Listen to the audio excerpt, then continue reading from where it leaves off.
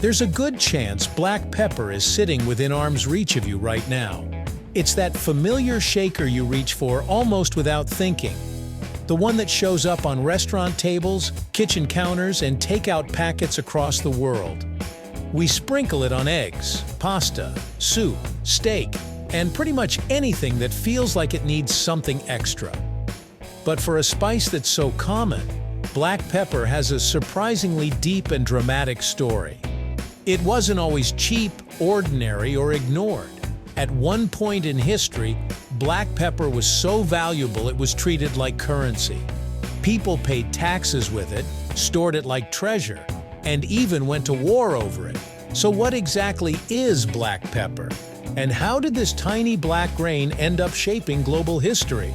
Let's break it all down, right here, on History of Simple Things.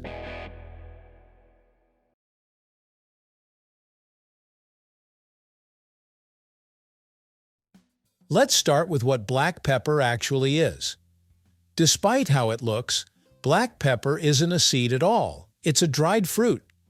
It comes from a flowering vine called Piper nigrum, a plant native to the tropical forest of India's Malabar coast.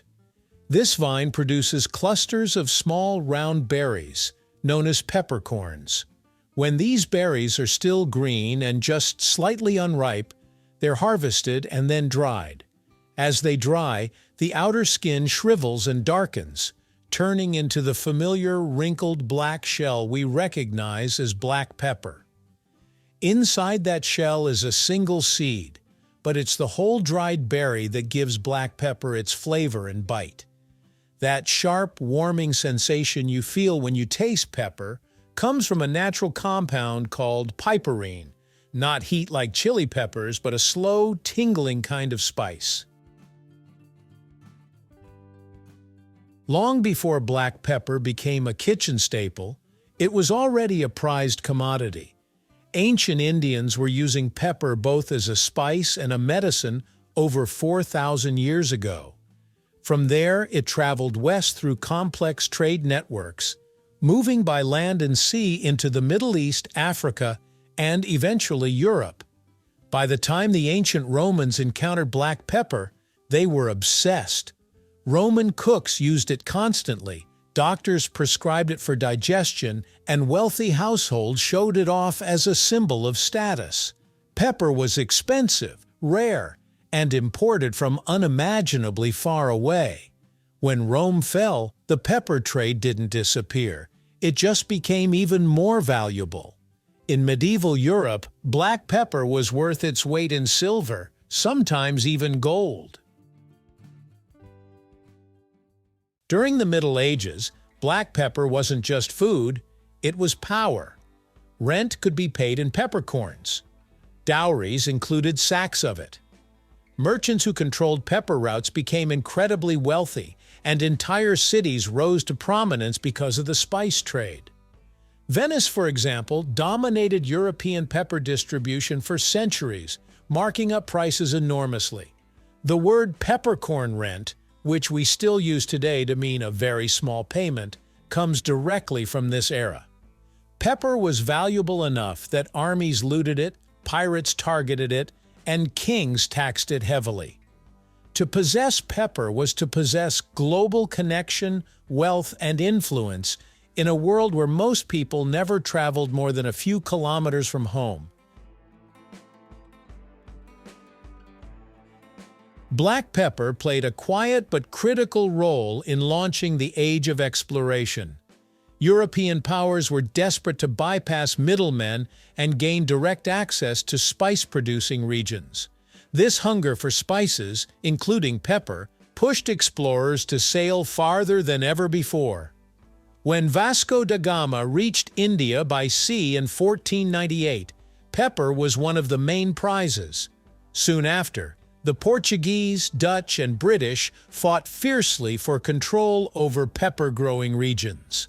Colonies were established, monopolies enforced, and local farmers were often forced into harsh systems of production. All this over a spice we now buy for a few coins at the supermarket. Unlike chili peppers, black pepper doesn't burn. It warms. Piperine stimulates the same nerve endings as heat, but without actually raising temperature. That's why pepper feels sharp, earthy, and slightly citrusy rather than fiery. Grinding pepper fresh releases aromatic oils that fade quickly once exposed to air, which is why freshly cracked pepper smells so much stronger than pre-ground versions. Black pepper also enhances other flavors, subtly amplifying saltiness and richness. That's one reason it appears in cuisines all over the world, from European stews to Asian stir-fries. It doesn't overpower, it connects flavors together. Today, black pepper is grown across tropical regions including Vietnam, Indonesia, Brazil, and India. It's no longer rare or expensive, but its journey hasn't become any less impressive. Every peppercorn still begins as a delicate green berry on a climbing vine, still needs careful harvesting, drying, and sorting, and still carries thousands of years of history in its wrinkled skin. What changed isn't the pepper, it's us. Global trade made it affordable.